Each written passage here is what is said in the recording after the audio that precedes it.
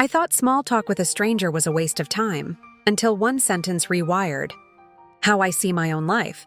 My name is Megan Foster, 30F, and I live in Denver, Colorado. I'm efficient at life. Color-coded calendar. 5-year plan. Meals prepped on Sundays. People often say, I'm doing great, and I nod because it's easier than explaining the quiet pressure that comes with always seeming fine. One Tuesday afternoon, my flight home was delayed. 2 hours, then 3. I sat at the gate scrolling through emails I'd already read, annoyed at time slipping away. An older woman sat down beside me. Late 60s maybe? Messy bun. Hiking boots.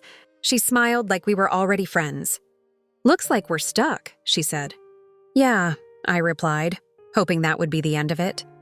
It wasn't. She asked where I was headed, what I did, if I liked it. I gave polite, clipped answers. I didn't dislike her, I just didn't have the energy to be on. Then she said something unexpected. You look like someone who's winning a race you never signed up for. I laughed before I could stop myself. That obvious? She nodded. I used to run that one too. I finally turned toward her. What happened? She shrugged. I finished all the milestones. Marriage, career, house. And one day, I realized I hadn't asked myself what I actually wanted since my 20s. That hit harder than it should have. We talked for the rest of the delay. About choices made by default.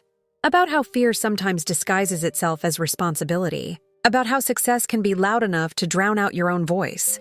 Before boarding, she stood up and said, "One piece of advice?" I nodded. Don't wait for burnout to give you permission to change. Then she walked away. I don't remember her name, but the next week I turned down a promotion I didn't want.